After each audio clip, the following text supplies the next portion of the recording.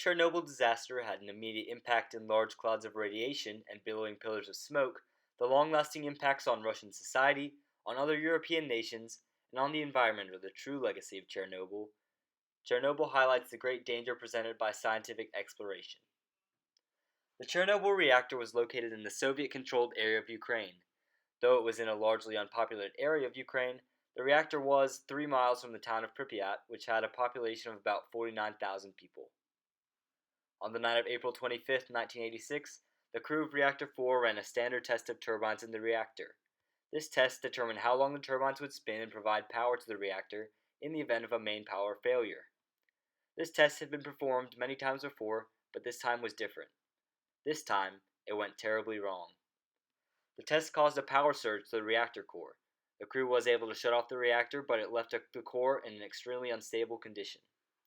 Cooling water and hot fuel generated a great amount of steam, and pressure in the reactor built up quickly, so that in the early morning of April 26th, 2 explosions occurred.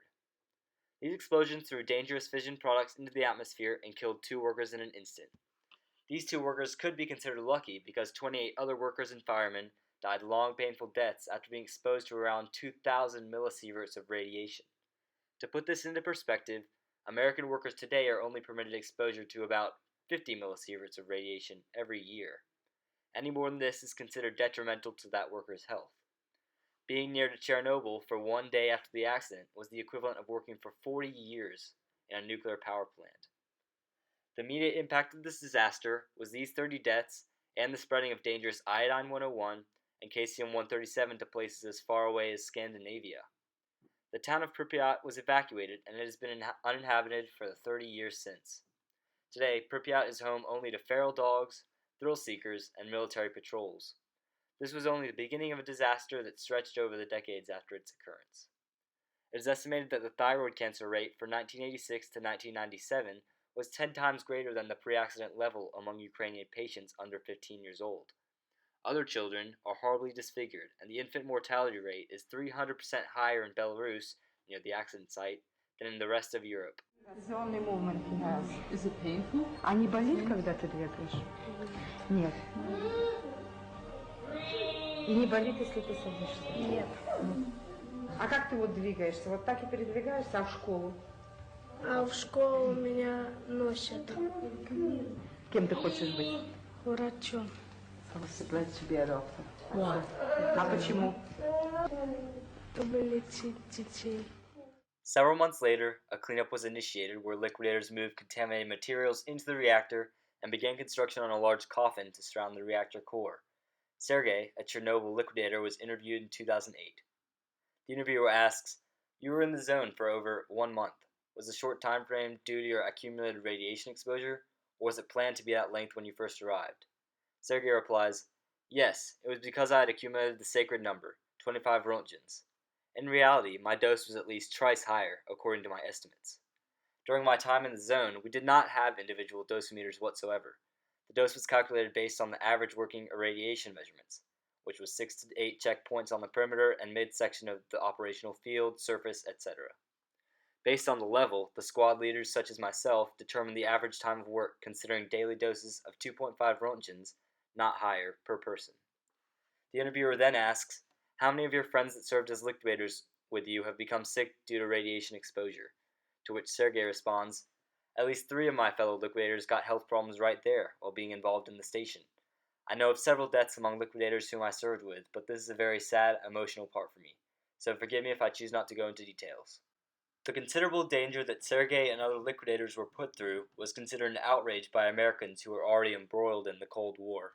These anti-Soviet feelings were amplified after it took Mikhail Gorbachev 18 days before he issued a statement regarding the Chernobyl disasters.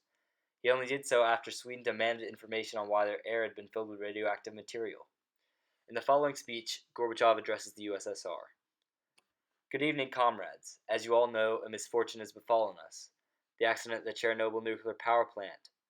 It has painfully affected Soviet people and caused the anxiety of the international public.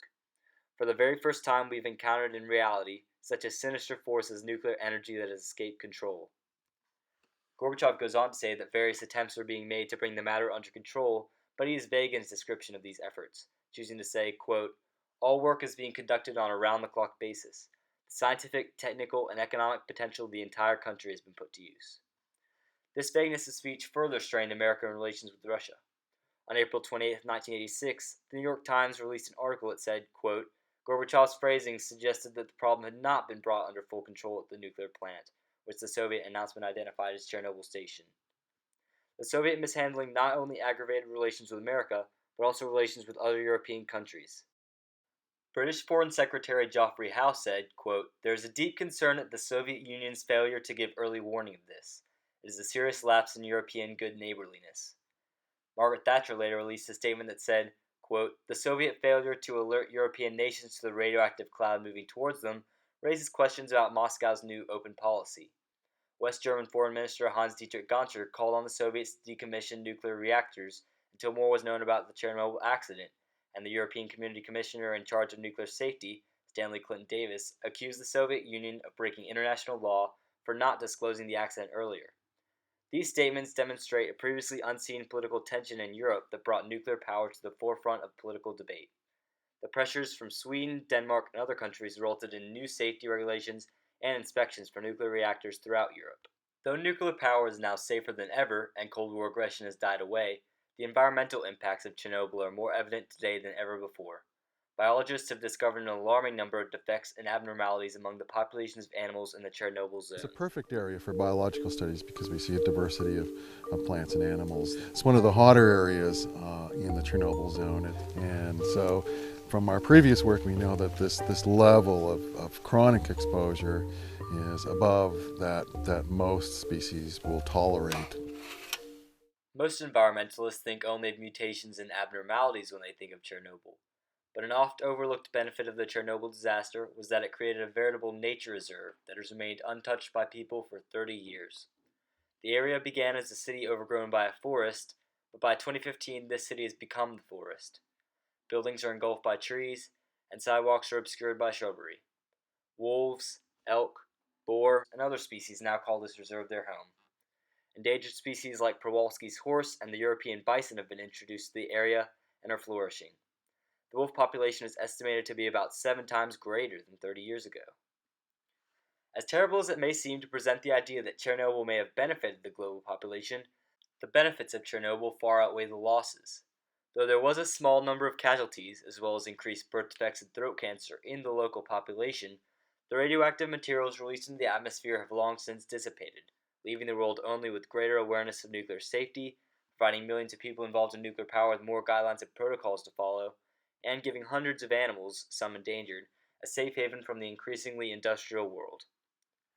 Too frequently is Chernobyl dismissed as a scientific failure, or lumped together with other disasters like tornadoes, hurricanes, or economic recessions, when Chernobyl is like none of these disasters, because there is no silver lining in a tornado or a hurricane, only pain and suffering. Chernobyl, as previously mentioned, had several silver linings, and the good far outweighs the bad. For this reason, Chernobyl demonstrates the inherent dangers of scientific exploration, but also that even in so-called scientific failure, mankind can be benefited just as much as a scientific breakthrough.